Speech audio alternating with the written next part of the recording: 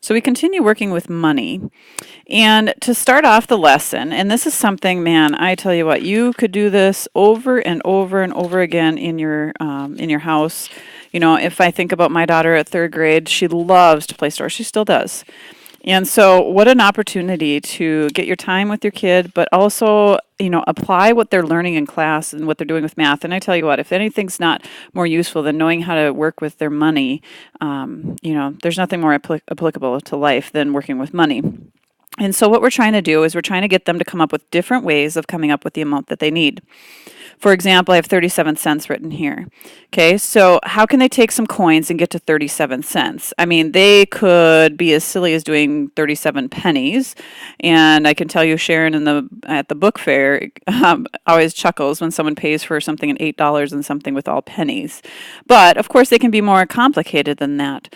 For example, they could do a quarter and a dime. Now I'm at 25. No, I'm not. Now I'm at 35 because I have a dime. And then two more pennies will get you to 37. And so this is one of the things they practice in class.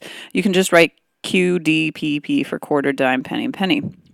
So that's one way to get 37 cents. But let's not just stop there. There's other ways to get 37 cents. For example, we could do 3 dimes, a nickel, and then 2 pennies, right? So I have 10, 20, 30, 35, 36, 37.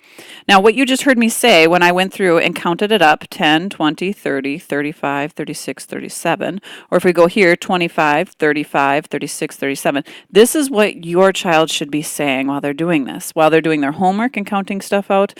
If you're playing store and counting stuff out, this is something that you should be hearing them counting out the number and adding it up in their head as they go. Okay, so what if we had 88 cents? So just another example for you. So, you know, one thing I like to do is try to go as direct as I can. If you're working in a store, you go as direct as you can. So you do quarters until you run out. So now I'm at 75 cents. Then I go to dimes, so 85 cents. And now I need to go pennies until I get to 88 cents. Or let's say you only have 2 quarters. Now you're at 50. Now you need 3 dimes to get up to 80. A nickel, 85, 86, 87, 88. And once again, what I just did was pretty advanced for someone at that age, but they should go through and actually talk about it. So you got 25, 50, 60, 70, 80, 85, 86, 87, 88. And you know, really, this is kind of tough if you think about it.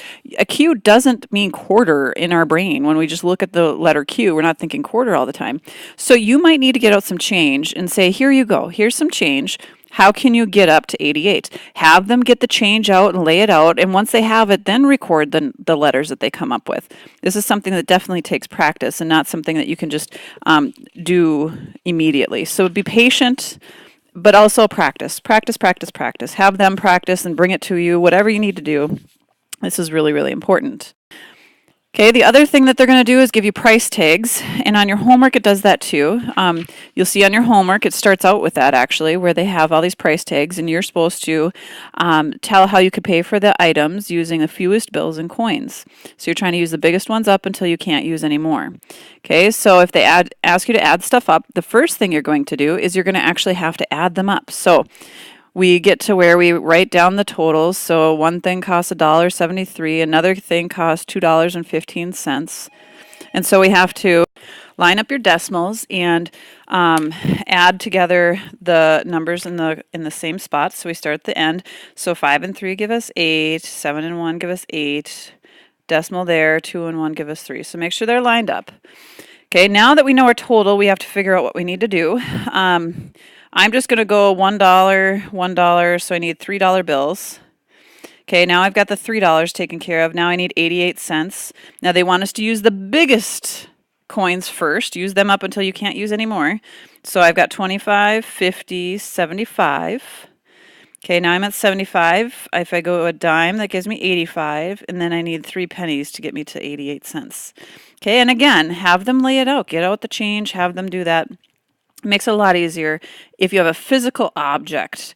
If you're trying to just, take and write down this stuff, this is called abstract. And abstract is really where we want kids to get, but we can't start them out there. And so don't expect them to just come home and do this right away on their homework. They need physical objects if they're not at that place yet, and that's okay. It's really, really okay. Get the physical objects out and do that. And I cannot stress enough, play store at home. Okay, have objects, toys, whatever, put price tags on them, get out the coin jar, and then play store. And have either you be the storekeeper or them be the storekeeper. It doesn't matter. Just play store, have the kids play store together. Just get them to practice. The more they practice, the better this is going to get.